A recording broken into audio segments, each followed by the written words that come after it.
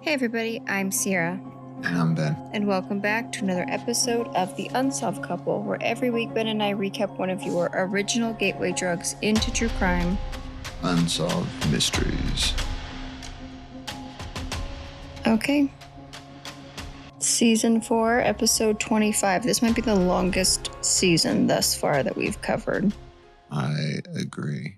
This is the last episode of season 4. Yes, it is. Next week, we start at the top of season 5, which has a UFO story.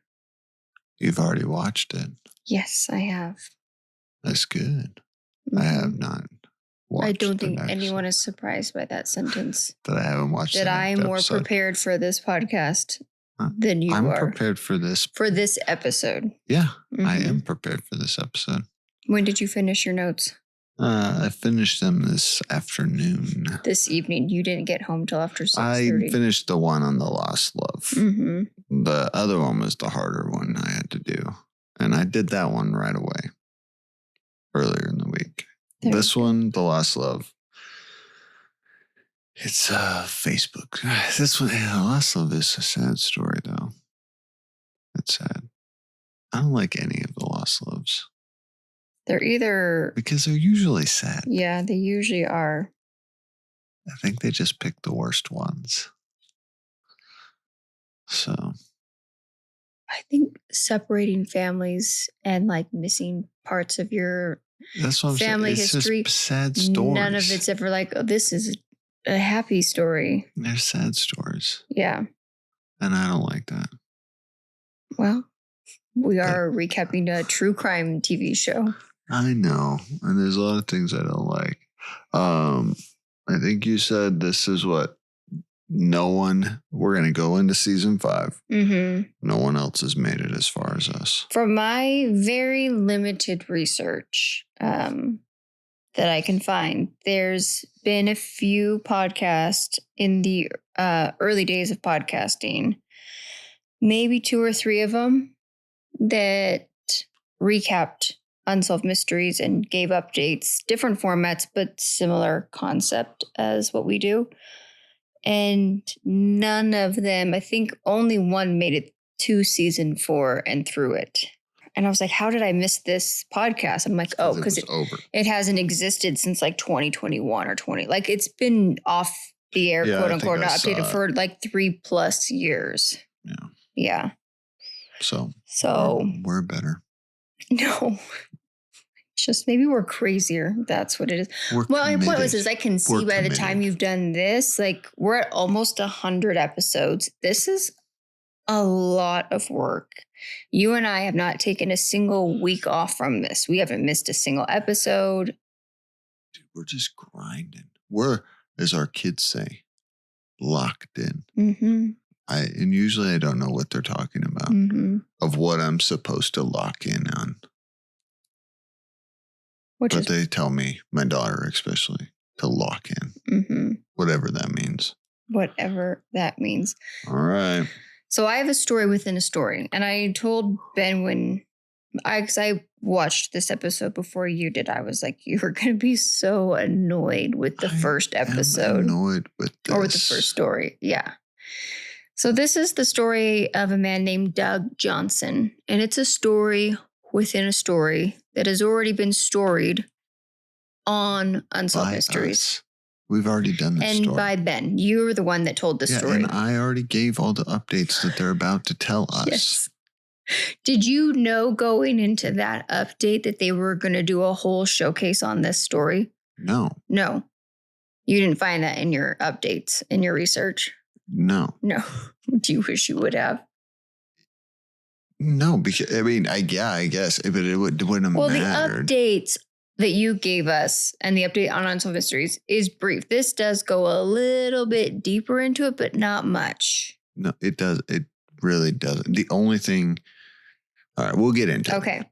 So Chuck Morgan, real quick, for those, because I think it was covered. I can't remember what I was going to write it down, but we did talk about this earlier. So if this story sounds familiar, you're not having deja vu, which is a real unsolved mystery in itself. But that's a podcast for another day. I'm going to give you just a little bit of information here that might sound familiar because we've talked about it before. So Chuck Morgan is a successful businessman who was the president of his own escrow agency. He was also a potential witness in a state land fraud case involving a known crime boss. And on March 22nd, 1977, he left his home here in Tucson, Arizona, to drive two of his daughters to school. After dropping them off, he vanishes.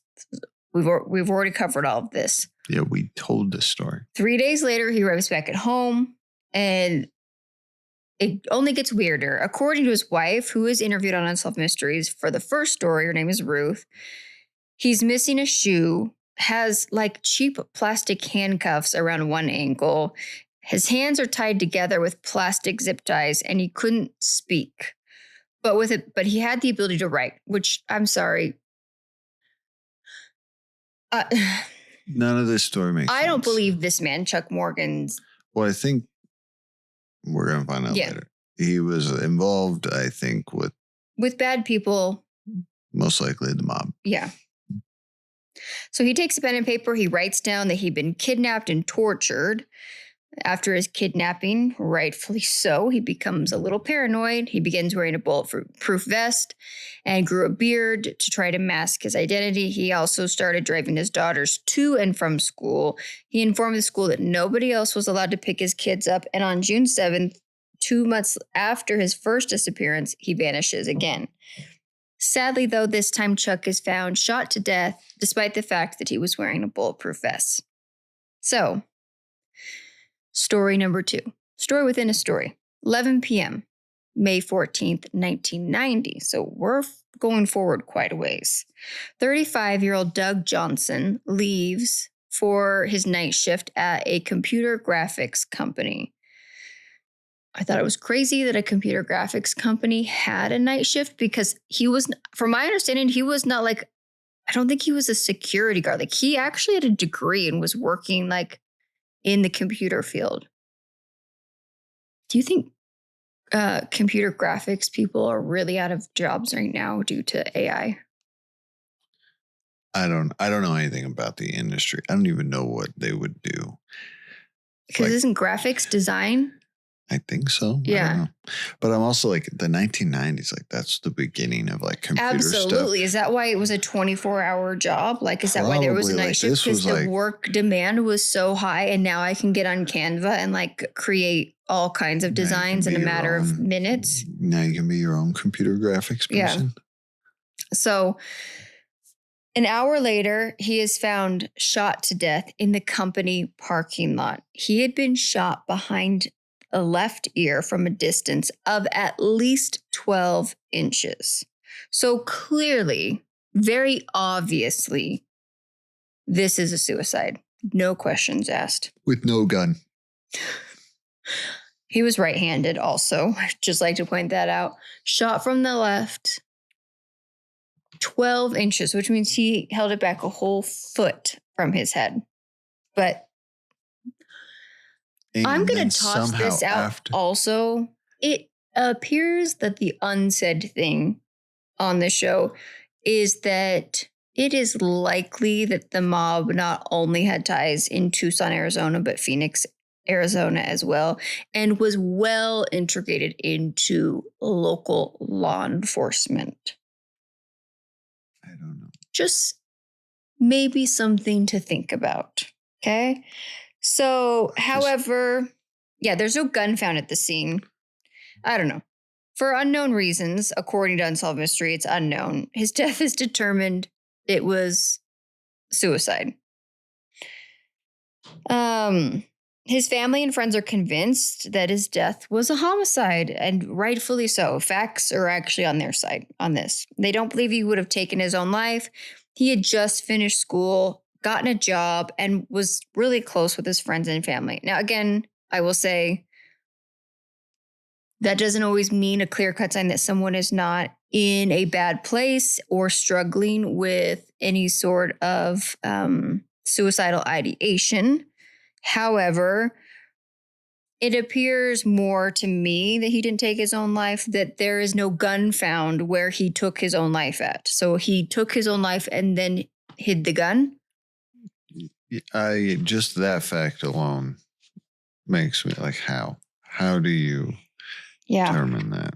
So you're asking yourself, what does this have to do with some escrow company guy in Tucson, Arizona from like several years earlier?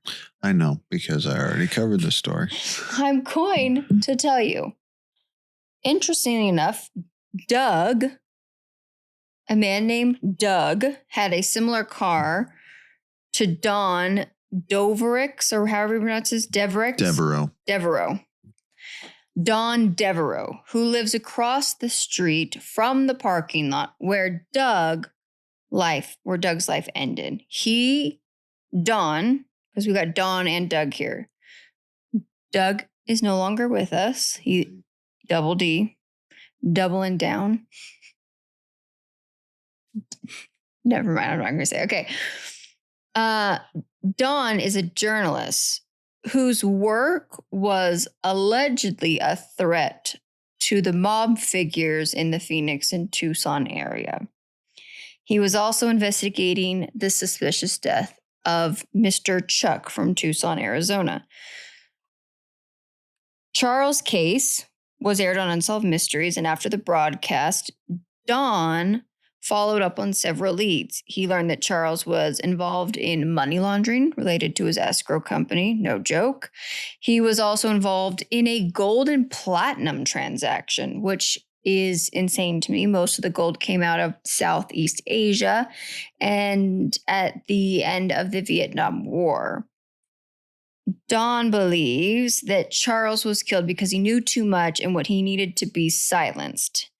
He also discovered that Charles had kept a duplicate records of the illegal transaction, and he was likely killed for those records.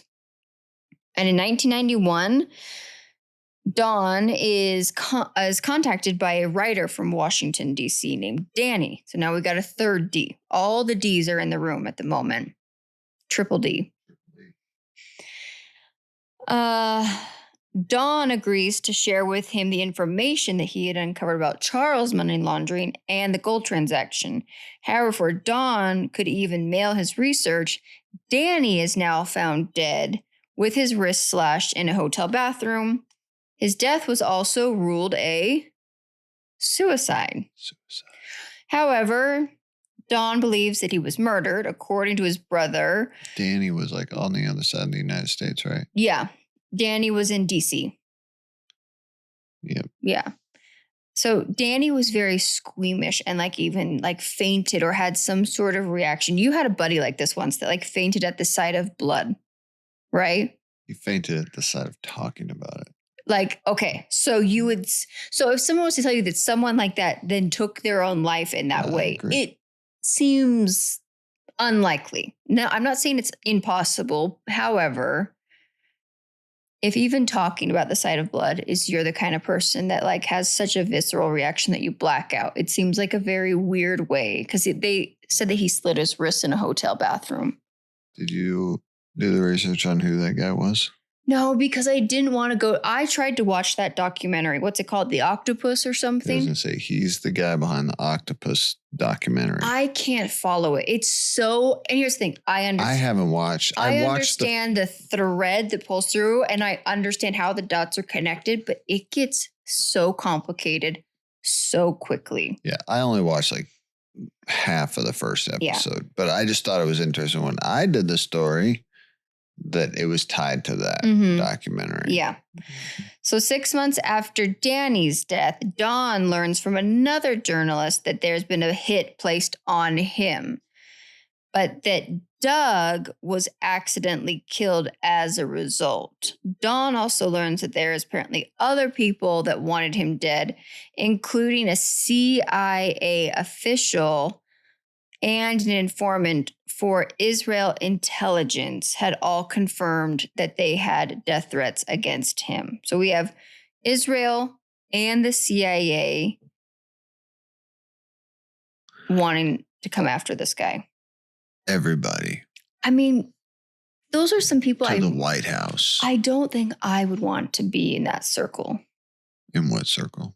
just having the CIA or like top official or like the secret, whoever the secret police are in Israel, because I think they have their own sort of thing equivalent to that. I just wouldn't want to be on, I wouldn't want to be on their list. So Dawn is now certain that Doug was mistakenly killed as a result of a botched hit, and that was meant for him. His murder, along with the deaths of Charles and Danny, remain unsolved. So that is kind of where Unsolved Mystery leaves us. That's exactly where they left us last time. Yeah. So are you ready for your update? I already know my update. Okay. I already did this. Nothing has changed. I know. 3 men are dead, and nothing seems to have come out of it except for more questions. How did the CIA and Israel intelligence figure into this? Still no clue, but somehow they were involved. Did Doug Johnston take a bullet meant for someone else? Was it meant for Dawn, or was that just a weird coincidence? Don't know that either. Did the government ever confirm that the original Charles guy was either a member of the FBI, or he even mentioned at one point having worked with the Treasury Department? These are all questions from your original case. Who was the female called Green Eyes? That also seems like a weird spy name as well. Why was there no further attempt on Dawn's life? It seems like after the death of Doug was mistaken identity, apparently, maybe, that Dawn went on to live. He's still alive to this day. I know. I listened to an interview from him when I did it. Yeah. So typically, from my understanding, the CIA or Israel or the mob or whoever else, the FBI, Washington, D.C., the Illuminati, whatever is involved in this, they usually don't decide, well, I guess we messed up, so we're just going to let it go. He got too hot. Where there's too much heat on him, so they needed to back off for a little while. Don't you think they could have made it look like an accident, car wreck? We already covered another story like that, didn't we? Where some guy was killed by the CIA in a car accident. Not that I remember, no. Well, it's because I'm the only one that actually believes that the CIA does stuff like that. You said, oh, couldn't possibly. I doubt that I said that. Okay, so I looked it up because you mentioned the octopus. 38 deaths from 1977 all the way up until 2009 are oddly in a very close orbit, within 1 degree of separation in some part of what is called the octopus, which is like this whole messy intelligence, secrets, cover up, bad people with power doing bad things while also getting uber rich. And anytime anyone's ever tried to like out them or shed light on these issues, they have ended up dead in hotel rooms somewhere. So there you go. All right. So they just retold the story with nothing now. I just thought it was very interesting since I mentioned the Illuminati and then we covered this story. No, you just threw the Illuminati in there. They never mentioned the Illuminati. They never mentioned the Illuminati because we didn't know about it back then, but now we know about it. I don't know what you're talking about. It doesn't exist. Okay. Do you have any idea, like, about the gold trend? There was like millions and millions of dollars of like these gold transactions that were involved with way high up White House officials inside our government. Then we've got the CIA. We also have Israel involved in this somehow, and the mob. Okay. We don't have Israel involved. We have someone that made a call and an accusation. We don't have anyone involved besides people making calls and saying the CIA is involved. The government's involved. Typically, the mob doesn't usually say, yeah, we are. Usually people that are involved are not the ones that come forward and say that they're involved. It's usually other people that say, hey, this person or this entity is involved. But we've also learned that a lot of people just call and make accusations because they're crazy. Yeah. They're crazy. To the point where a whole documentary was made about it. It was made about, I don't know. 38 deaths. I haven't watched it, so I couldn't tell you. All right. Why don't you tell us your story? All right, I got to get my notes. Seriously? Yes. Why did you even close your computer? Because you were talking and I wanted to pay attention. Oh, that's right. I forgot. Men. What about, just say it? Two things at once can be hard sometimes. Multitasking. All right. I got a lost love for you. We get told about the Dust Bowl in the 1930s. I didn't actually know a lot about this, and I didn't do a lot of research on it because it's actually not super pertinent to our Well, it's because we don't live in the Midwest. I lived in the Midwest for a little bit. I think if you grew up there, the Dust Bowl was probably a pretty big deal in your family history. Yeah, but it was really bad for a bunch of farmers. They lost their farms, and a lot of people moved out to San Joaquin Valley in California. Ira and Dora Brown, they moved there. They lost their farm in Oklahoma. And in 1951, they had 4 children, and Dora was pregnant again. And they resettled out there trying to start life over again, but the world is tough. And on July 27th, 1951, they gave birth to twins, a boy and girl twins. We know that. We have boy and girl twins. And they named them Martha and Robert. But unfortunately, due to the hard times, the Browns could not take care of these twins. And Martha had a heart condition and she needed medical treatment. And so they decided to put these twins up for adoption. And they weren't adopted right away. They were put into the California foster care, which makes me very sad. And they were shuffled around from family to family for a while until in 1956. So they were 5 years old. They were finally brought to the home of Alice and Arnold Breitler in Reedley, California. All right. And we even get interviewed by Alice. She comes in. She tells us that she really cared for them. They were sweet. They were good kids, but she'd bought them toys for them to come to have when they first got to the house. And she could tell they'd never even owned toys before. So, and then she was tell us that it was pretty clear that these kids had been mistreated throughout their time. And she said she first brings them in, she gives them these toys, fresh beds, and then she just tries to clean them and feed them. She goes, it took her 2 hours to get them clean because they were so dirty. And then they just ate and ate and ate because she's they were starving. And she just kept giving them as much food as possible. So, let's see. And as time went on, Alice would tell us that Martha would kind of share little stories about what was going on. And Martha told us the story that the family she was with, the family would eat dinner and make them sit and watch. And then they'd bring them in and then just feed them beans for dinner. So clearly they were pretty well abused and neglected in the foster care system. They would even sneak food. And Martha's interview, because she says we were so afraid of going hungry again that they would get up in the middle of the night and sneak food.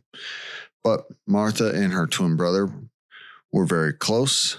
But it wasn't too long after that we come to find out that Bobby Robert, they would call him Bobby, had some behavioral issues. Alice said that as she was, in the reenactment, they show she's washing dishes and the kids are in the backyard playing in like a little kiddie pool. And Bobby is holding his sister's head down under the water. And dude, that's alarming. I agree. I mean, my heart breaks for this boy. Yes. Because we're going to, like I've said before, in a lot of these old stories, like therapy and stuff like this. And it's so, I mean it as a joke, wasn't quote unquote invented yet. We ignored a lot of stuff at this time. And it breaks my heart that there was early signs that this child was really struggling with some really potentially very dangerous behavior. Mm-hmm. And likely could have benefited from some very serious professional level help. Yeah. And it unfortunately, I guess he would have huge fits, violent behavior, lashing out. And so Alice was making the welfare, the foster system aware, and they were growing concerned about Bobby's behavior. So in 1957, the foster care office removed Bobby from the home and they put him in another foster home. They thought maybe separating them would help. And his sister tells us, like, she remembers the day he left. It was very sad. Bobby gave her his clown outfit, which was like his prized possession. And so, he gave it to his sister. They said they loved each other.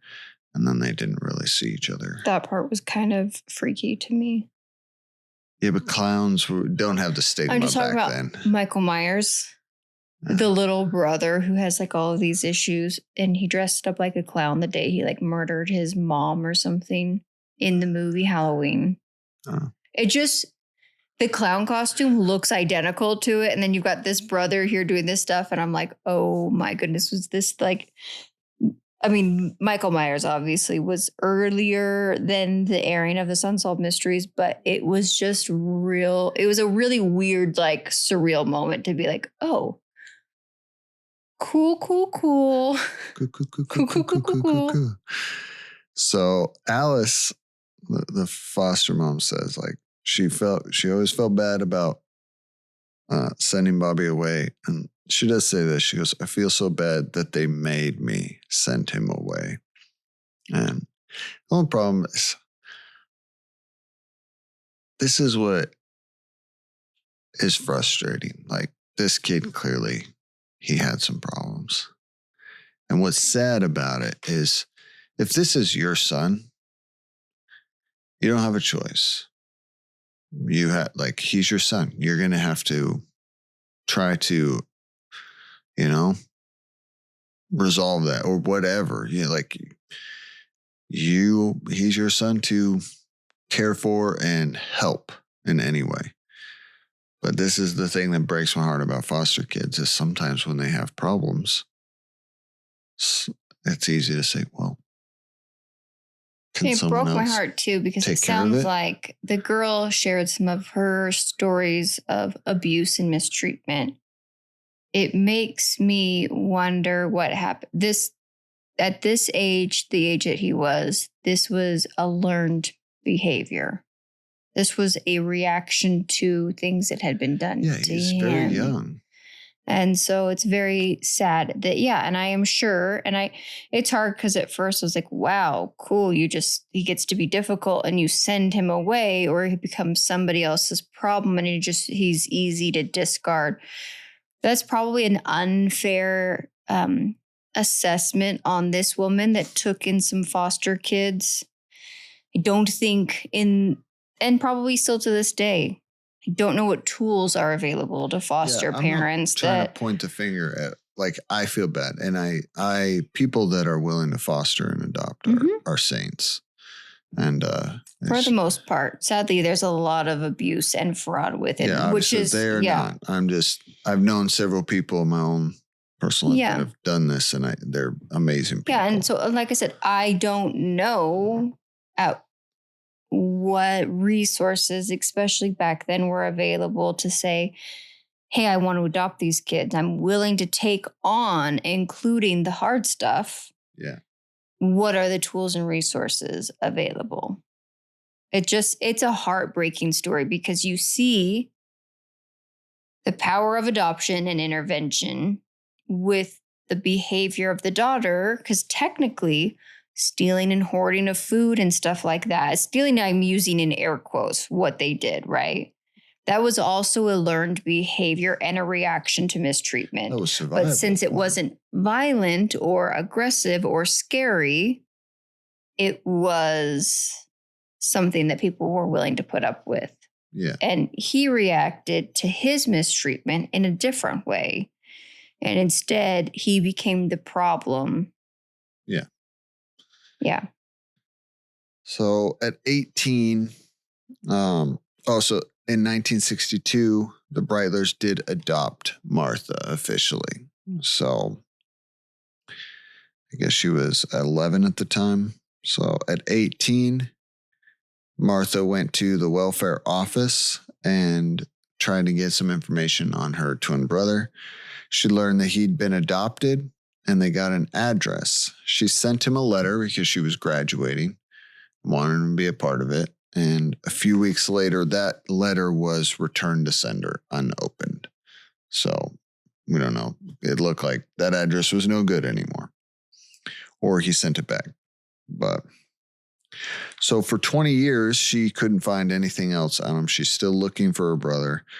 But she was finally able to obtain a copy of his birth certificate and his driver's license. And on it, it had an address in Los Angeles, LA.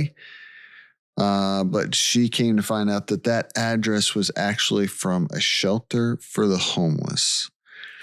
And as she went there or she talked to them, according to their records, he had not been there for 2 years. So the moment she found out what that address was, you know that she had to know. Yeah. So that's pretty much where Unsolved Mysteries leaves us. Okay. And she's trying to find her twin brother. I have a feeling it doesn't get much better. What is the update you have for us? All right. So kind of a little bit at first, we learn that moments after the broadcast, her older brother, which I'm going to guess is from her original parents, called her and said like she had an older brother named Jack. She also had another brother and sister, but they had passed away. But right after, they didn't get any updates on her twin brother, Robert. And his name is Robert Harold Macy, is his full name. So this is what I did find. I think like 2007, a lady, it was on like a forum, people dug into it and actually kind of solved it. Well, they did solve it. Martha, though, unfortunately, passed away on October 9th, 1995. Yeah, I saw something like that. She passed away at a very early age. I could not find what she passed away from, but she was married and had some kids. Okay. So, but no, I don't know what she passed away from. Okay. Her brother was found. Bobby passed away in 1996 in Tucson, Arizona. Really? And I did look it up. There's Find a Grave. There's a picture of his grave. It's at the Pima County Cemetery. And it's got his full name, Robert Harold Macy. But we don't know a lot. It did appear he was a drifter. Okay. And just kind of drifted around. Again, don't know what he passed away from, but he passed away in 1996. So he passed away at what age? 96? Only like a couple years after. A year after her. So he was 45. Yeah. Gosh, makes you wonder if they had some sort of genetic. I don't know. It's a really young age to pass away. It is. At least if it was of natural causes for both of them. Unfortunately, they were never reunited. That is sad. I think this is the second time, maybe or third. I know we've had a few where there's not really been a ton, but we've had a few where it was like they were never reunited, even though there was like updated information that was found, or by the time they found him, they had passed away earlier. Yeah. Well, here in Tucson. Here in Tucson. That's twice now in the episode. Tucson is a weird place, you guys. It's a weird town. I think, I don't know. It is like Wild West, but it's also like, I don't know. I don't want to say too much and like put my foot in my mouth, but it's just a weird place. I feel like just a lot of people don't know about it. So like crime happens here, or people come here to hide away because they think no one thinks of. Does that make sense? Like, we also get a lot of celebrities here for that exact same purpose, like that no one really cares or knows who they are because no one really knows about Tucson. We're like the forgotten stepchild of Arizona. The armpit of Arizona. Yeah, I say it's the butthole of Arizona. Because if you go south here, like you go down to St. David, which is our tiny town, St. David and Benson and stuff like that. They have these beautiful tall trees and like these gorgeous like washes, and you can actually have grass in your yard. You go up to Phoenix, same thing here, dirt and rocks. It's basically the Dust Bowl here all the time. It's the desert. It is the desert, and it's dirty and dusty, and Tucson.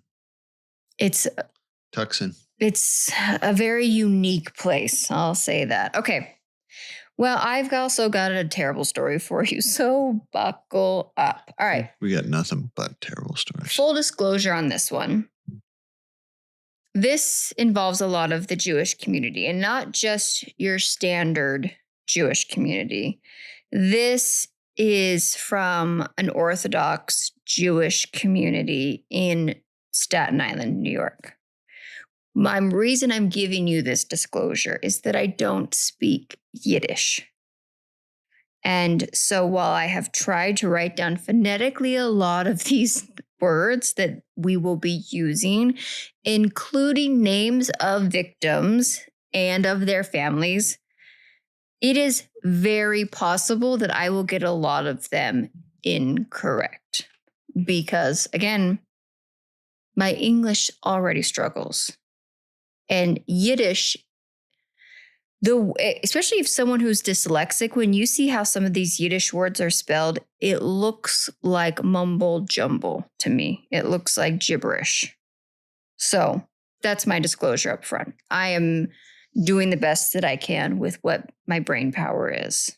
And it's also an after hours recording. So we'll get through it together. Doing a great job. Thank you. All right. Starting out with the name of our victim we're going to be talking about. Phonetically, I have this as Chaim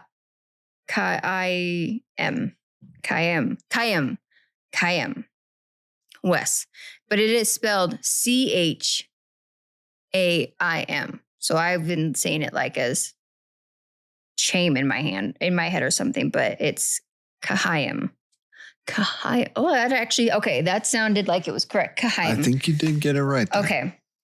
So he was 15 years old and he lived, like I said, in Staten Island, New York, which is a central location for the community that we're talking about. He is the oldest of the Wesson family. They have 3 children. His grandparents are European refugees who fled the Nazis, right? So deep family culture. European what? Refugees. What did I say? Refugees? Refuse. Well, yeah. I mean, obviously it's refugees. Refugees is what I meant to say. I was a little confused there. Yeah, there's a lot going on in my head right now. I'm trying so hard just to make sure that I'm being as respectful as possible. Are you good over there? Okay. So his grandparents fled the Nazis, and their whole family is Orthodox Jews. And he, in particular, attended the Torah High School in Long Beach, New York. What is unique about this school is that this is not even just like a standard private school. This is a live-in private school.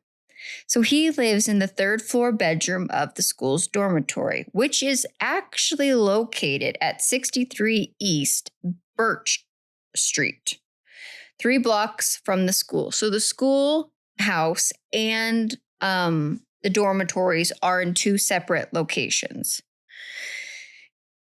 About 40 other students live there. I also, from my understanding, this is an all-boys school. And I have a lot of thoughts on this community, and I'm trying to be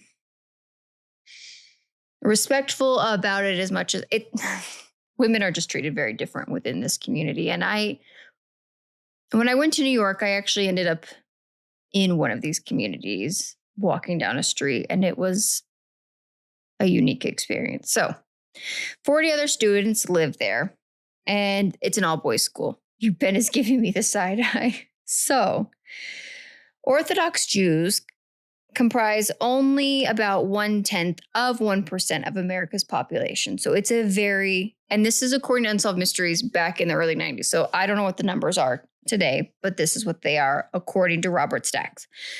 Their roots can be traced back 5,000 years to the time of Moses, and they are known to be very observant and live a strict code of social and moral conduct, which has remained unchanged for centuries, including hours of daily prayer, rigid dietary habits among ancient rituals that guide Orthodox Jews through birth, marriage, and death. I have done a little bit of research on these communities because I watched a Netflix documentary about it. And I will be honest, having been friends with and been raised in a community that has had things said about it and speculations about it that end up not being true, I did do some research about some of the rituals around these communities. A lot of them tie back to the Old Testament. Before the law of sacrifice, there was, I don't want to use the word crazy because that could be taken the wrong way, very strict rules to the point of like almost obsessive behavior, including like how many steps you're allowed to take on certain days of the week. I will say this, the dedication it takes to become an Orthodox Jew and to live that lifestyle is a level of faith I don't think I could ever understand, because I don't think I have that level of commitment and rigidity in my life. Hours of prayer a day sounds miserable, but they do it.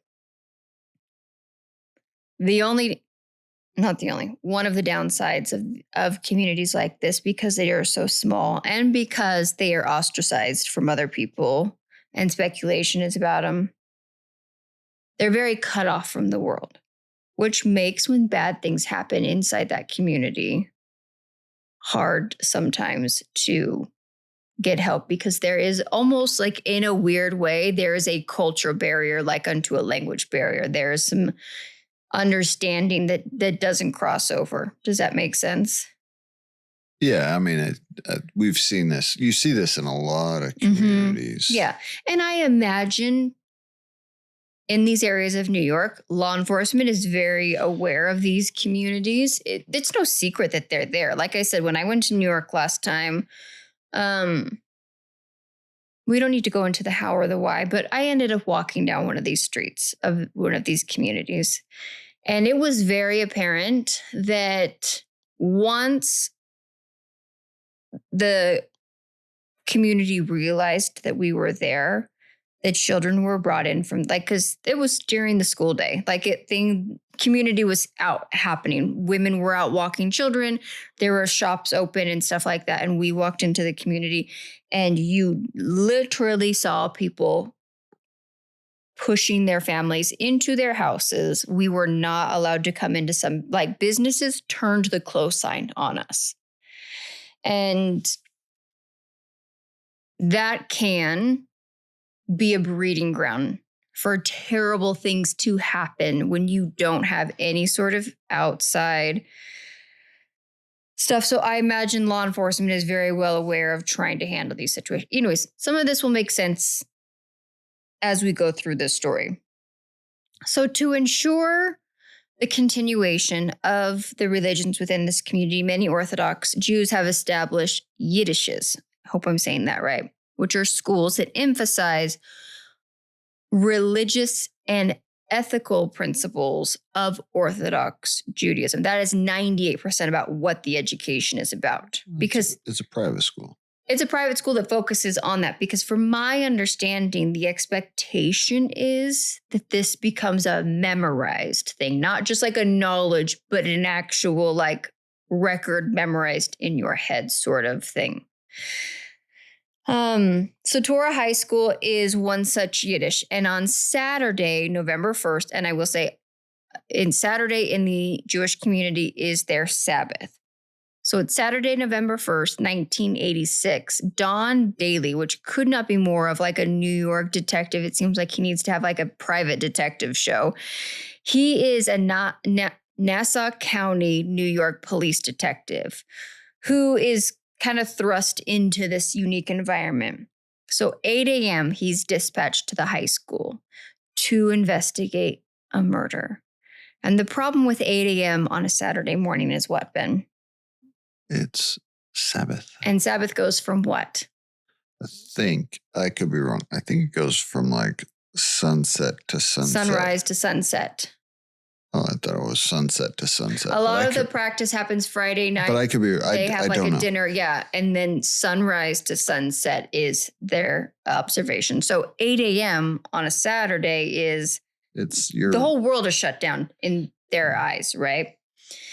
So around 7:30 that morning, a dorm supervisor came in to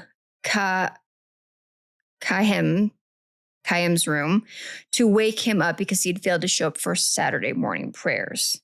Instead, he finds the boy still in his pajamas, but dead on the bedroom floor. His body is in an odd position. His lower half is still on the bed. Upper half is slumped over it, with his head touching the ground, and a single blow to his skull with a sharp object had severed his spinal cord. And the hatchet-like, and I use that in air quotes, murder weapon has never been found. A single strand of hair not belonging to the victim is found on the bedsheet. There is no evidence at the time of this murder of a robbery. Nothing appears to be missing. There is no evidence of any sort of sexual assault or even sign of a struggle or forced entry. Almost immediately, Detective Daly realizes that this is going to be a unique investigation, unlike any of his other in his 25-year career. And he's interviewed on Unsolved Mysteries. So when Detective Daly arrives at the scene, it's a Saturday, like we said, it's the Sabbath, and it's difficult for him to talk to anybody because Orthodox Jews cannot write anything out on Sunday. Their Sabbath. And so he couldn't take like statements from anyone because they also believe like in him writing stuff down is going to be like, they also don't want other people to break the Sabbath as well. So the Yiddish officials tells him that they cannot talk more thoroughly with him until after sundown, when the Sabbath ends. He also gets the impression that many of the students were either shy or afraid to talk to the investigator. That's also very common within these closed-off communities. People from the outside world are viewed as potentially dangerous or scary or intimidating, or just they're a foreigner in your city, or in your own room. So in the victim's room, Detective Daly finds a series of clues that indicate that the killer may have been familiar with some of the Yiddish's or Yetivitz and customs of Orthodox Judaism. It appeared that he had been killed in his sleep. And then post-mortem, his body was moved not once, but likely twice from the bed to the floor and later to another spot 2 feet away. An autopsy would indicate that his body had been laying on the bed for several hours before it was moved. I would like to point out in this, Orthodox Jews do not believe in autopsies. In fact, it is actually a very, very big problem for them. So the fact that, and I understand they probably didn't have a lot of say in this, but I do believe, and we'll get into it later, that there is a lot of speculation that the whole community as a whole was very sort of anti-police and like not as willing to work with them as maybe other communities might be. From my post Unsolved Mysteries research, even including from Detective Daly himself, that wasn't the case. There was not a lot of pushback in him getting an autopsy to understand this. And from my understanding, and if anyone out there knows more about this than I do, please reach out. It is considered like defiling to the body, which has like eternal consequences behind it. I think there's some, not just the Jewish. There's other religions like unto this, yes. But I also then think, I could be wrong, and I don't know all states. Every state is different. But in certain situations, I think for that reason, some states have made it law that if you don't die in the care of a doctor or something like that, there's certain stipulations that then you have to have an autopsy done. So, well, and so I know that they had to have one done, but from my understanding, there also wasn't a lot of like pushback from the community to get that done. And that would be very hard. I am trying to be empathetic in the fact that you have a family, potentially a mother and a father with a foot in each door. They want to know what happened to their child, but they also believe wholeheartedly that this could potentially have an eternal effect on their child's soul. That would be a very hard place to be in as a parent. Yeah. And so, okay. So on top of that, we'll get back to the crime scene. It also is strange because the window in the bedroom had been left open on an October night. In New York, it's cold in October. There had actually even been more. I read somewhere else that he had actually like had a head cold or something. He'd been like coming down with something. So it's unlikely that he himself would have opened up his own window to have it open. But Detective Daly speaks to several people involved within this community and learns that when a person dies, it is customary to open a window or a door to let their soul or their spirit be able to leave and not be trapped in that room. It's also customary for a body to be removed from the bed because the body needs to be at the lowest and coolest point of the room, and that often becomes the floor versus a bed, which is higher up and warmer. Another ritual resulted in a third oddity happening. One of the rabbis asked post-mortem to leave a memorial candle in his room, which would burn for several days.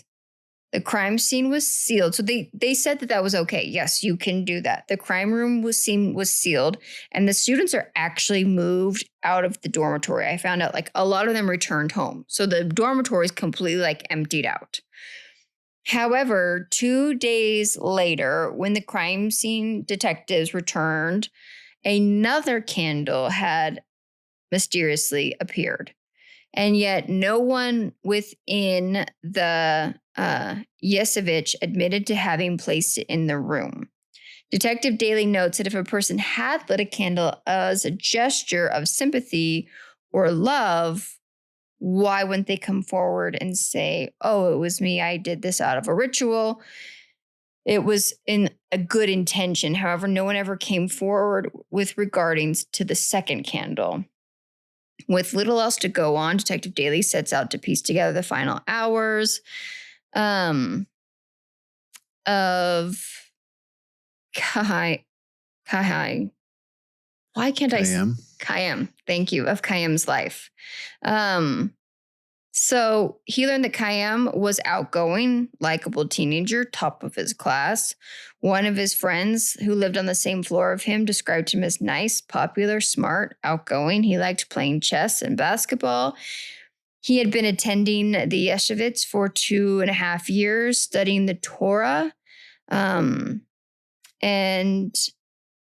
his family did not know if he wanted to become a rabbi or follow in his father's footsteps, Anton, and go into business.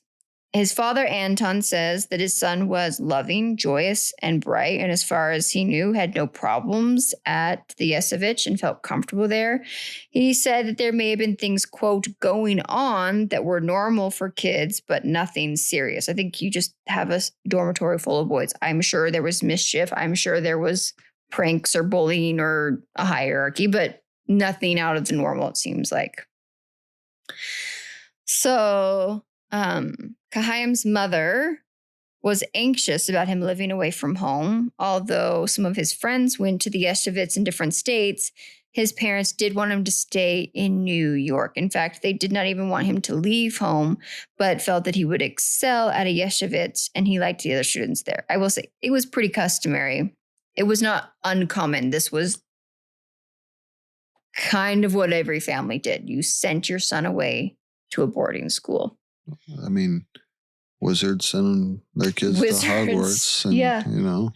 I think here in America, for the most part, and I don't think it's as a thing anymore as it was in, over in the UK and stuff like that. I think boarding schools and a lot of Eastern cultures is very common. I just don't think it's been an as common thing here for a long time, unless you could super afford it. To go to a boarding school here in America is a financial undertaking. And I just don't think it's been in a part of our school system really ever here. But I think culture-wise, especially a lot of these people came from the East. It's just weird. I mean, you send your kids away for 8 months out of the year. Well, and then I actually read, and then it was very common for them to go up to 8 to 10 weeks of a summer camp dedicated to. So you never parent your children. Mm-hmm. Yeah. You just let these places raise your kids. And when we talk about our updates, there's a lot of stories about how, unfortunately, that opens the door for a lot of mistreatment and abuse to take place. I'm not saying that that's what happened here, but there's a lot of, you're letting a whole other system raise your children at the hands of people you just assume are good because they fall under the same religious umbrella that you do. And that in any religion is dangerous, just to assume that because that person attends your same church or reads your same book of faith, that they're automatically a good person. That's not how it works in the world. Not usually. Yeah. It's not always. It's not always how it works. Yeah. So in October of 1986, Chaim had spent 3 weeks at home for Yom Kippur. I'm sure I'm saying that wrong. Yom Kippur. Yom Kippur. Do you know what Yom Kippur is? I don't. I've just heard the name. I've heard that. I'm not sure what it is. It's a Jewish either. holiday, but I don't know much about it. And it's in October. He was home for 3 weeks to celebrate. So it sounds like learning or something kind of pauses for that time. So he returns to the Yesevich on Tuesday, October 28th, just a few days before his death for unknown reasons. He didn't actually reach out or talk to his family on Wednesday or Thursday. This was abnormal. He seemed to have a daily or every other day conversation. Was on Halloween, wasn't it? I know. Creepy, huh? So that year, Halloween, October 31st, falls on a Friday night and is also the beginning of the Jewish Sabbath. In the late afternoon, Chaim left class with his friends to attend service and afterwards returned to his dormitory. I will note, I also found out that they were expecting anti-Semitism behavior was not uncommon at the time, but it had never escalated to violence. And with the Sabbath and Halloween being on the same night, they did ask the boys to go in groups because they expected maybe some of the anti-Semite behavior to escalate. Maybe in the past, people's homes had been egged, slurs had been yelled at them, things had been thrown at kids, stuff like that.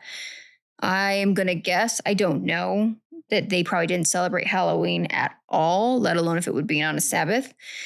So earlier in the evening, because services and school were at a different location, they were asked to walk in groups together just to eliminate. And there was no major reports of anything crazy or violence or following home or, things maybe above your normal quote unquote typical behavior, which makes me even sad to think that anti-Semite behavior was normal for these kids. That makes me sad. So several hours later, two classmates did see Chaim reading in the hallway. According to the Detective Daily, many of the students did that because of their faith. They do not turn their lights on or off during the Sabbath. However, since it was nighttime, the lights are left on in the main hallway because students did travel from their bedrooms. The bathrooms were communal. And I'm going to guess due to fire safety, all kinds of codes, I'm sure the city didn't have, or the building people didn't have much of a choice. The lights are left on in the hallway. So students would sit outside the hallway and read.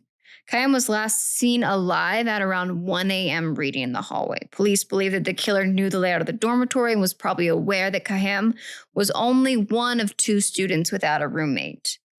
One stairwell led directly from the ground floor exit to Chaim's room. However, the police were not sure if the killer used that stairwell or another one. Detective Daly said if someone came up the main stairwell and down the hallway towards Chaim's room, they would have passed by several other rooms that were occupied by students. Nobody saw or heard anything unusual, such as yelling, screaming, or loud noises in the night. However, one student said that he did hear a door open and close quickly. At the time, he assumed it was his roommate coming into bed. Detective Daly said that there are several other questions that they have not been able to answer regarding Chaim's murder. They have not received many leads, and they have not received many information from, quote, outside, which is unusual.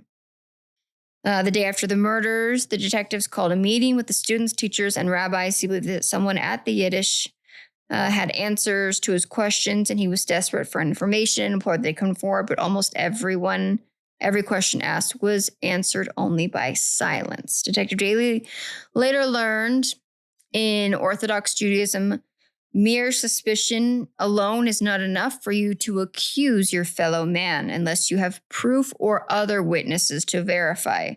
As a result, because mind you, this is what the students studied. They studied these sorts of their laws of their land and their rules of their faith. That the students didn't talk to investigators about other students, even if they had suspicions or what they were feeling, because they were not supposed to put blame on someone out of just mere suspicion. Police interviewed nearly everyone who had anything to do with Chaim, including teachers, mentors, friends, students, neighbors, and other Yeshivitz employees. They all were polygraphed. 40 students and several of the Yiddish teachers and the rabbis. However, Detective Daly obtained no useful information from the exams. It seemed as if he would never find a motive. Detective Daly believes that someone within the school, the Yeshus, has information about Chaim's murder and would like anyone with information to come forward with it. Even if it's just a mere suspicion, it may be helpful to the investigations. So they did mention some weird clue that a jogger, stated that he saw a young man who appeared to be a yeshivist student a few blocks from the school at 7 a.m. Shortly before the body was found, all attempts to find the boy were unsuccessful. Spoiler on your update. Seems like that was a weird sort of just coincidence, coinky-dink. It sounds like they're throwing anything out there because they got nothing to go on. So fast forward to 1988. I believe his dad, Anton, begins to investigate opens up his own investigation into the murder. He interviewed several of Chaim's former rabbis and classmates. He obtained the list and records of the Yiddish students. He also filed a $15 million wrongful death lawsuit against the school, claiming that they caused Chaim's death because of their negligence, recklessness, and carelessness and lack of security within the school. He also claimed that the back doors were not able to be locked because all the locks within that area were broken and the door could just be open and closed. There was no dormitory counselor. There was no security in the building that night. He also claimed the school officials refused to help find the killer and that the yeshivists denied any of the allegations. The lawsuit, he said, was merely a legal tool to get the school officials to cooperate within the investigation, and said that any money donated that he won within the lawsuit would be donated. So his family at the time put together a fund offering $100,000 reward for any clues leading to an arrest and conviction within the case. And that is kind of where Unsolved Mystery leaves us. All right. Update. Nothing. I was afraid of that. Yeah. So I will post in the notes below. I don't have it on me. It's on my other computer. There is a 2-part write-up on Reddit, which normally I say take Reddit with a grain of salt. It was an amazing, well done with cited sources and even copies of sources pulled from like the public city and private school libraries. And it was written by a person, and I don't know whether they are active in the community or not anymore, who is and was a female member of the Orthodox Jewish community and has ties to this school. There is also a huge discussion on the Unsolved Mysteries page and the sitcoms page about what people's thoughts and theories are. There's a lot of them. However, can only imagine.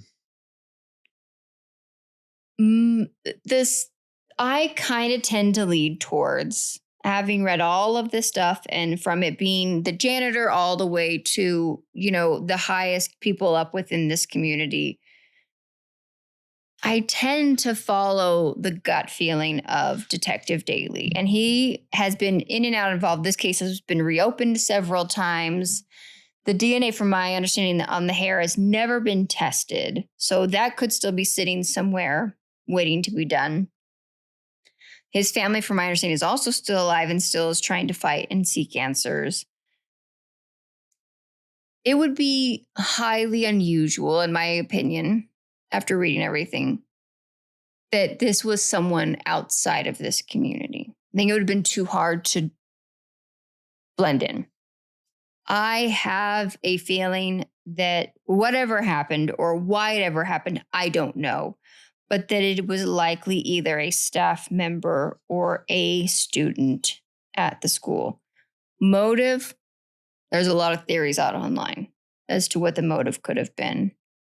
There's also a lot of theories online about that a lot of people in the community know who it was, and it's just one of those things. Sadly, within a lot of these isolated communities, we have seen that they don't want to involve police and they just kind of handle it within themselves because they're worried about the scrutiny that happens. And I don't agree with that, because I think that does more harm than good. You see that with sexual assault. You see that with predatory behavior. You see that within marital abuse behavior. You see that with violence against women in these communities. And that's kind of where my soapbox starts to get, is that this community, along with hundreds of other closed off, very tight-knit religious communities, highly controlled religious communities, you tend to see the same behavior towards bad things, whether it's murder or whatever crime it is committed, is we don't involve the police, we don't involve the outside community in that, and we just kind of deal with it within the walls of the religion or the community. So I don't know. It's a sad story, and I was afraid of, because you see it a lot in like closed and like these closed loop, closed network communities, close knit communities that sometimes don't work with law enforcement. A lot of these things do unfortunately go unsolved, and you hate that. But when I was watching it, I was like, I'm not. I don't have high hopes. I give the detective that he wanted to solve it. I think he was the one that brought it to Unsolved Mysteries. Yes, he was. It's not like it was a fresh one. No, and I will say, and even Chaim's dad is interviewed. Yeah, and it appeared the parents really wanted that probably, and suing the Yiddish. I have a feeling that his family felt the repercussions of that because they stepped outside the normal rules of that community. Yeah. It's hard to say because I highly respect freedom of religion. And I think faith is important. And I think an old faith, such as our friends within the Jewish community, it's a beautiful. Yeah, but part of my problems comes not even from the rigid schedule or the dietary or any of that. Like, trust me, that is not unique to just that faith. My always red flag is the highly controlled, coercive communities. Like, that's where you start to see the problems start to happen. For us to be able to live together as a society in cohesiveness and have different beliefs and all that, is that we still have to all then abide by the laws of the land. And part of that is that we have all these rules that we must live by as communities, neighbors, towns, cities, states, and a country. And when you start saying, well, yeah, you guys have your laws, and even though I live within your bounds, I do it my way. Yeah. It causes problems. Yeah. That's our cat. If anyone can hear it, the door is closed and it's 10:30 at night here, and 10:30 is his bedtime. Yeah. So, I will say another point I thought was interesting. I don't know if the ritual post-mortem behavior, the window and the body on the floor and all of that. I don't think that was the killer. I don't think it was the killer either. I think, and this is where secrets come in, I think someone from leadership came in, found him dead, and not even intentionally staged. I'm not saying staged as in that, but performed the rituals. I think they were trying to be respectful of what they knew to. And then did not want to let law enforcement. And those are the things that I'm talking about, even on the very basic of level. You still interfered with a crime scene and tried to put your faith and your rituals in front of, there's been a murder and we need law enforcement to come in here. That's like, anyways. So, I don't know. Maybe that hair will be tested someday. Maybe. Yeah. I hope someday it does get solved. Okay. Well, what story do you have for us? Is it going to get any better? Yeah. I'm going to lighten this one up. Okay. You're going to lighten it up a little bit? It's the armored car one. We have another armored car. No one's dead in this. Well, okay. Just some insane emotional trauma by the female victim in this story, but she's not dead, but she's the baddie in this story. Yeah. It gets crazy real quick. Weird. All right, Rochester, New York, June 26, 1990, 6:45 a.m. Armored Motor Service of America has a scheduled delivery of $11 million. Okay. That's a lot of millions. That's a lot of millions. I did find out it's 10.8 million actually, but did you adjust it for inflation? No. 1990, so almost double maybe. Double. I bet it's 2.5. Something like that. All right. So 7 a.m. they made an unauthorized stop, but not an uncommon stop. This is something they did several times a week. And you have a guard, which she didn't want to be named at the time. She was interviewed, but in the black, in the dark, that we're going to call Mary Wilson. She got out of the truck and she goes inside. And the driver, who we do know, we have his name, Albert Rancheria, he waited in the truck. They said they stopped here like twice a week, and she goes in and buys donuts and coffee. Delish. All right. Love donuts. So there was a car next to the armored truck. 1990. 11 just under 11 million. 10.8 million. Oh, 11 million today would be 28 million. That's a lot of money. It's a lot of millions. Yeah. Just so you know, the inflation rate is 156.4%. So that's why buying a house now is very different than it was in 1990. All right. So there's a car parked next to them. Okay. And there's an open porthole in the passenger. All I want is a donut right now, though. I know. I do want a donut. Sounds delish. So there's a broken open porthole in the passenger side of the door. Okay. A guy gets out and sticks a shotgun in there and tells the driver, "Don't move." Why was there an open hole there? It seems like It's broken. terrible. Oh, it was broken. Yeah. And that's the car they decided to put $11 million in? Well, if anyone's worked for crappy companies, no. Crappy companies, who the people that are trusting you with their money assume that since you're toting around, because I'm guessing armor cars make a percentage of the money that they're probably transporting. But the boss was probably like, "Yeah, it's broken, but it costs like $1,000 to fix, and I just don't want to do it right now. And I got to file the paperwork. And then we got to truck this truck's out of commission for a little while." Yeah. Oh, I know. I understand. But then the people that pay the price are the people in the car when the shotgun barrel comes through. If anyone works for a crappy company, they know how this goes. Yeah. All right. So he gets out, he sticks a shotgun in there, and then nobody move. Another guy gets out, and he supposedly has a key and is able to open the back door. He gets in the back door, pulls a gun to the driver and says, "If you move, you die." Whatever. He threatens him. Okay.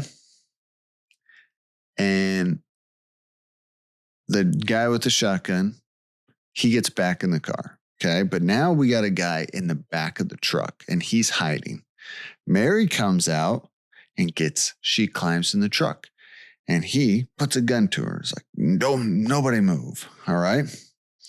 So, and they tie her up with plastic handcuffs. Okay. They make the driver drive to a secluded location about 1.5 miles away. The plastic handcuffs makes me think this is also part of the octopus.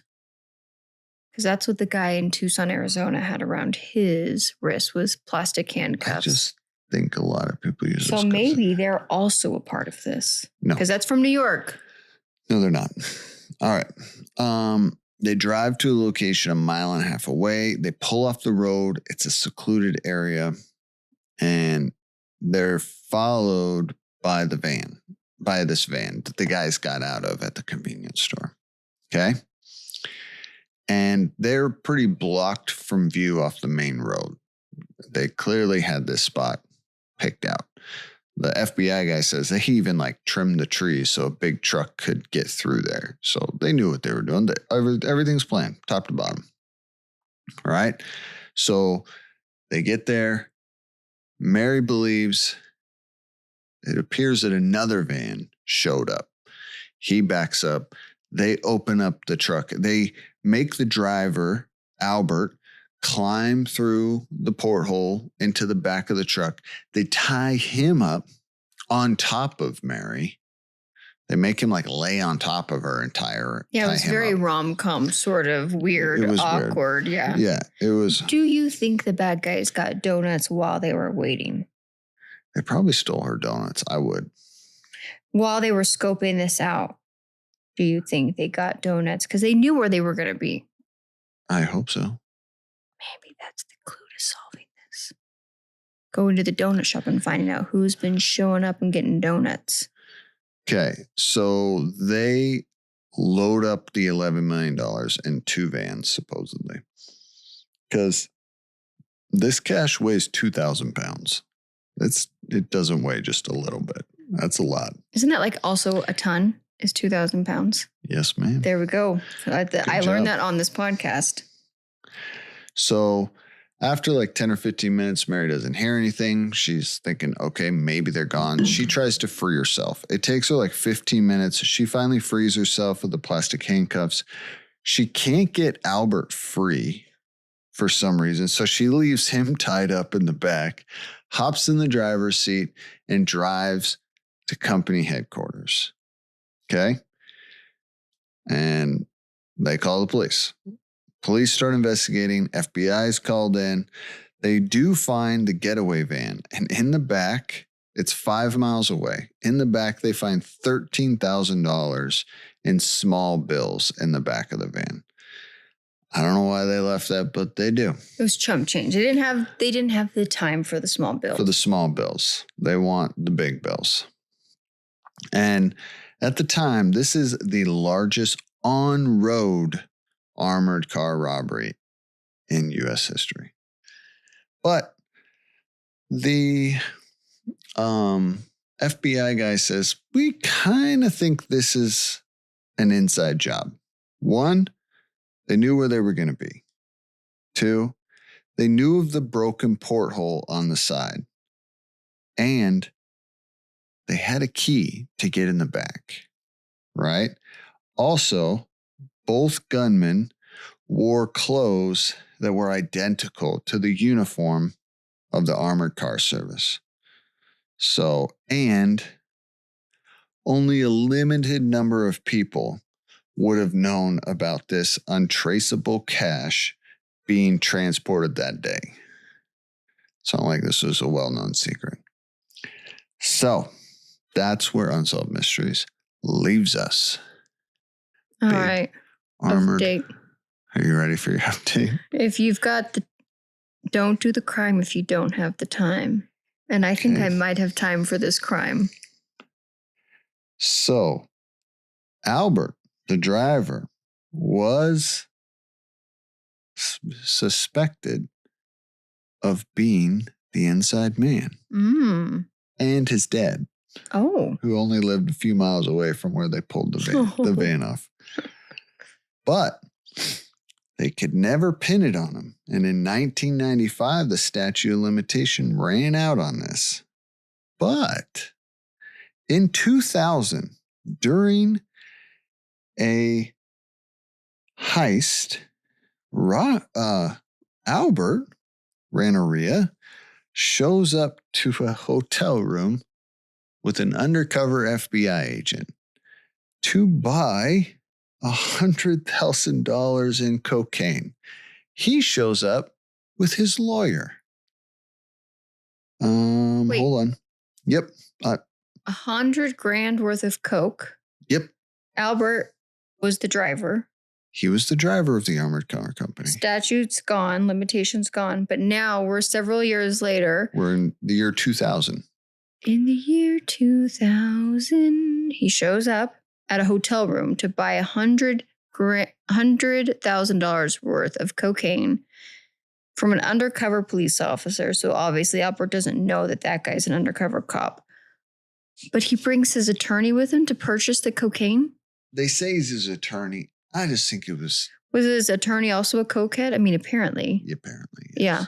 That's a lot of cocaine. The story says it's his attorney. I'm not quite sure, like, what his attorney for, right? Yeah, he was going to, like, legitimize the coke deal. I read a lot of news articles on this, and they keep referring to him. He was like his attorney / business partner. His attorney, his lawyer, and I put that in quotes, Anthony Leonardo. Okay. Well, Anthony Leonardo, Albert, and another man by the name of Anthony Vaccaro had gone into business together with some restaurants. Believed... These guys all sound like they got mob names.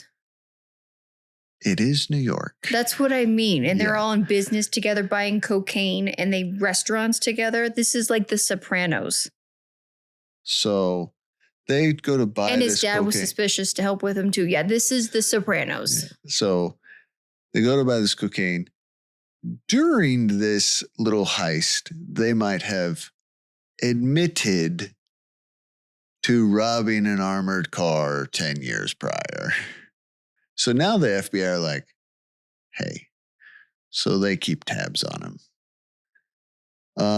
May 5th, 2000, a man by the name of Anthony Vaccaro, who was supposedly a business partner, I mentioned him earlier, with these guys that owned a business. Well, Anthony Leonardo, the lawyer, convinced Albert, the driver, that the third business partner, Anthony, hey, I think Vaccaro is stealing from us. So Albert pays a guy $6,000 to be a driver while he drives up to Anthony on the street and shoots him 18 times. Yeah, this is the mob. So Anthony Vaccaro was killed on the street. On the street, and he's caught. Good gravy.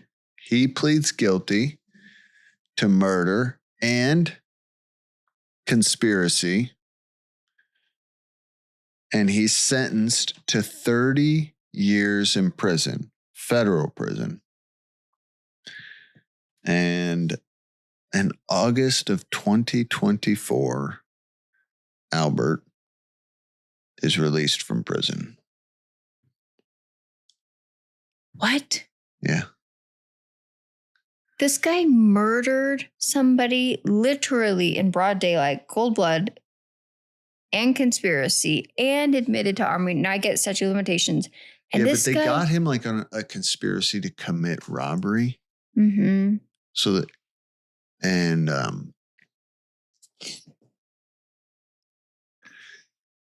then they got him on the murder. He was sentenced 30 years. He did his time. He tried to get out early multiple times. He did his time. Yeah, I guess. I mean, he was sentenced to 30. Wasn't Ed? I mean, he did 24 of his 30 years. Yeah, which is about right. And that's crazy, though. I agree. But his accomplices never caught. Yeah. And none of the money's ever been recovered. What was it was unmarked. There's no way to trace it. They do believe that he purchased some businesses and stuff. Yeah, I'm sure he did real good afterwards. He was using that to launder money. The money that he got. He was putting it in washing machines and washing it. That's not how you launder money. I learned that by watching a TV show. But yeah. I learned that the good way to have a way to launder money is to own a car wash. That's not real. I think I said this. If I was going to launder money, I would own an antique business. There you go.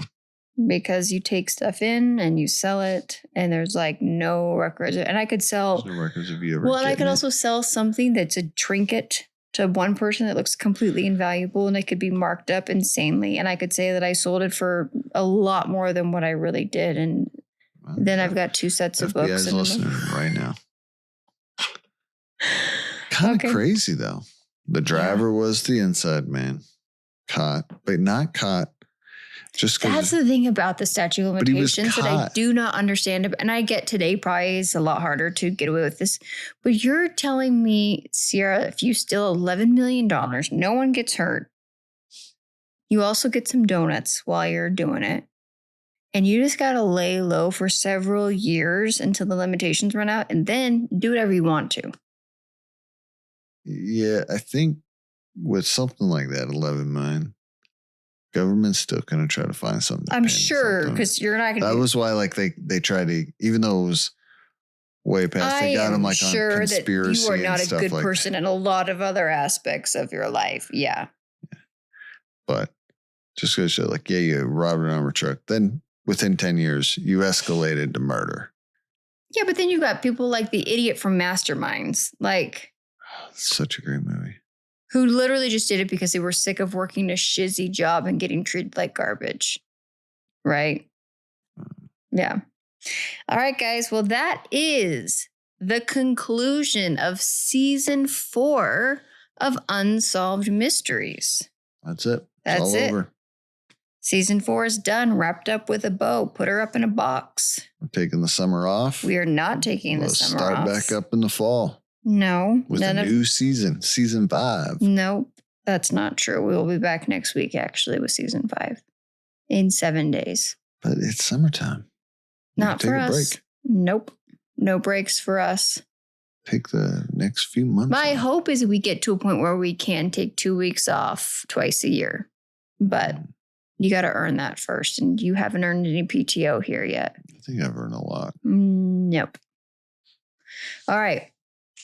Okay. Oh my gosh. I didn't even do any of our housekeeping notes. Follow us on social. Leave us a 5-star review. We are an independent podcast.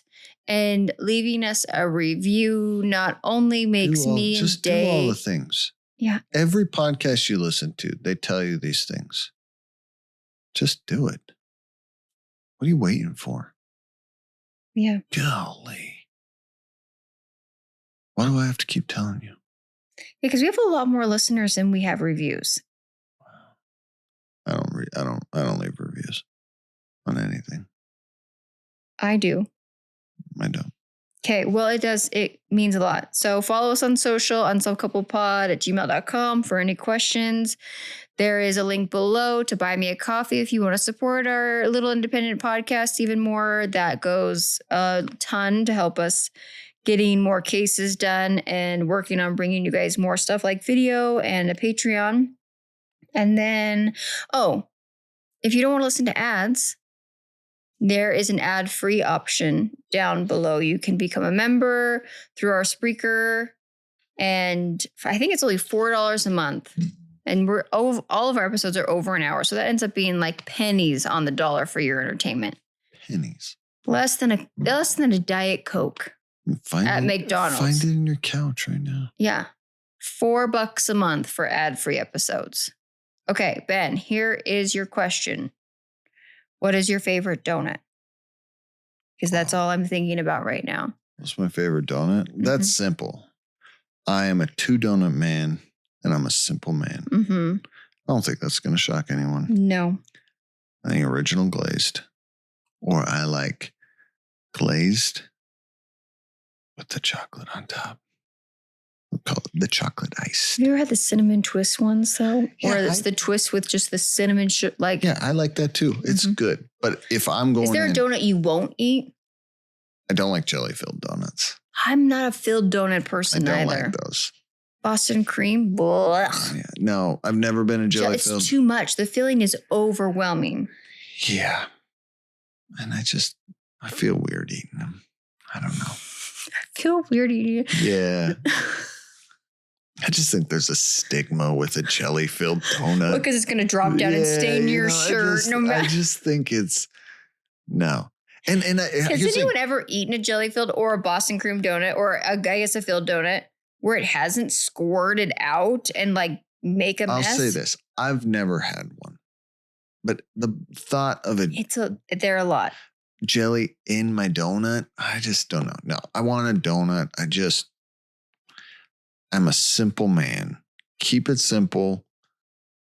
Original glazed, or if you want a little more sweetness, you put that chocolate on top. Mm-hmm. There's lots of, here's the thing.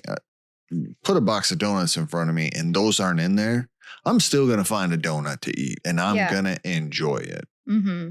No problem. But if someone showed up with 12 raspberry jelly donuts, I'm not eating it. You're not eating one. I'm not grabbing one. No. First off, I just don't think that's, if you did that, if you showed up with only jelly-filled donuts, you're what's wrong with this. You are what's wrong with society. You are a monster. Yeah. Where do you get off? Exactly. What if they showed up with 12 Boston cream donuts? Again. Blech. 12 coconut donuts. At work, we have a rule. If like you lock your keys in your truck, you get stuck. Someone has to come bail you out, or you get stuck. You get in a place where guys have to come bail you out. You owe donuts the next day at muster. Mm-hmm. The rule. And what if they showed up with crappy Dunkin' Donut ones? Is that a problem? No, I'm not going to. Here's the thing. They're free donuts. I'm not going to get picky. It's not like the rule is it have to be from here. I'm not happy about it. No. And we all know. Dunkin' Donuts sucks, man. They do suck. They used to be really good. They do suck. I won't even eat them now. I'll go, because they're the closest donut place to us. If the kids want them, I'll drive through and grab them, but it's not worth the calories and sugar. They're disgusting. Donut wheel. Love it. Alvernon Donuts. Alvernon Donuts, Benson Donuts, if you're feeling crazy. They're the best ones. Or what's your favorite donut? So many. All the donuts. I'm a donut connoisseur. My absolute favoriteest one for a long time was at Donut Wheel. We knew the time that the donuts came out hot. There was a guy I think it was just a red pickup truck. It was a gold Tahoe. A gold Tahoe, okay. He worked. He was the cook, and he made the donut. He came in at night and made donuts. And at one time, super cool guy. Donut Wheel was open 24 hours a day at one point. It's not anymore. No. Sad. It's a crying shame. It is a crying shame. He still it's now works a there. Stupid Starbucks. The original location. I know, but the new location, he still works there. But when does he make the donuts? We don't know. In the mornings now. Okay. When I went in and got him in the morning, they were hot. He was there pulling them out. Oh, so right around 9:30 at night, he'd start frying the old-fashioned, or the buttermilk. They're not old-fashioned. They're the buttermilk log donuts. Those are good. And those hot, man, and at the time they were like 95 cents or something. So you drive through for $2, we could get a few of them, take them home. That was like one of my favorite things to do as a night when we were driving home. So that's hands down one of my favorites. I still like a good buttermilk log. I like a maple bar. I'm an Oregon Pacific Northwest girl. I think maple bars are not as big everywhere else, but I did grow up eating quite a bit of maple bars. Too. Yeah. And then, the cronut from New York, I'll get into the fancy stuff. Those are delicious. Yeah. But man, the little tiny hole in the wall donut places are the best. And I normally like big fancy weird stuff, but there's a place here called Amy's Donuts, and nothing's wrong with them, but they're like the weird donut places that have the crazy extreme donuts. I think I've been there twice, never really been super impressed with it. It's just too much. And this was back in the day. The original Voodoo Donuts is from Portland, Oregon. Yeah. Back in the day when they were the only Voodoo Donuts, that place was incredible. It was pretty good. And that was the first place I'd ever had a donut topped with like the cereal and like the weird stuff, but the donuts themselves were not very sweet, and neither was the icing. So like the topping stuff added to it. Now Voodoo Donuts is like sold out to like Universal Studios and like the pink donut boxes everywhere.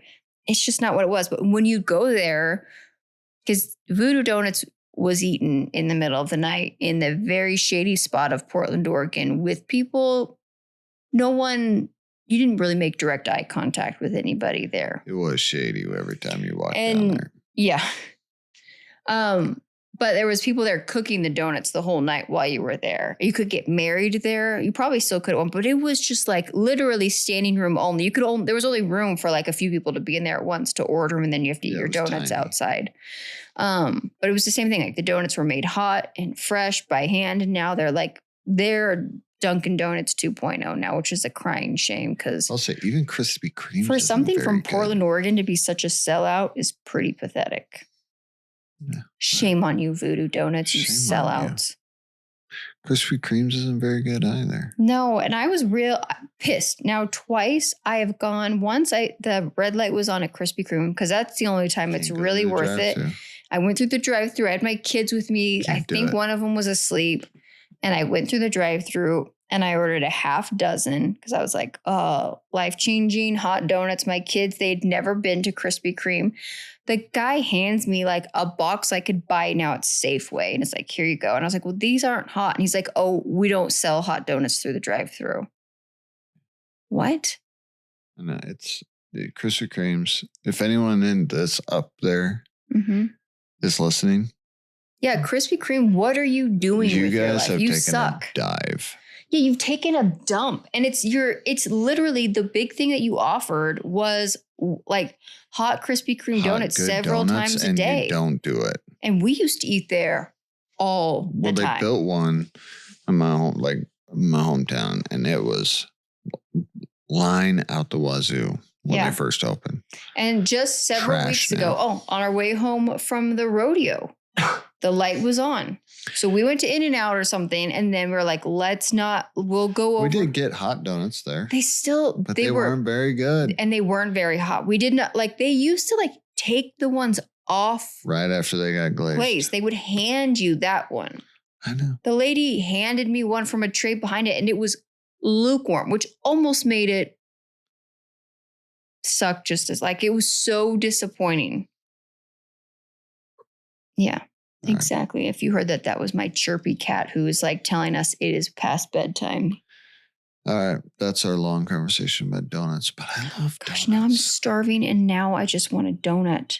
I agree. You're off tomorrow. I agree. You could go get donuts and bring them to me at work tomorrow. Bring them to you. Well, not at work, but I'm going to be at camp tomorrow for my... I am off tomorrow. Thank goodness. All right, guys. Well, that is our episode and our recap of Season 4, Episode 25 of Unsolved Mysteries. And make sure to join Ben and I again next week when we recap Season 5, Episode 1 of Unsolved Mysteries. Bye.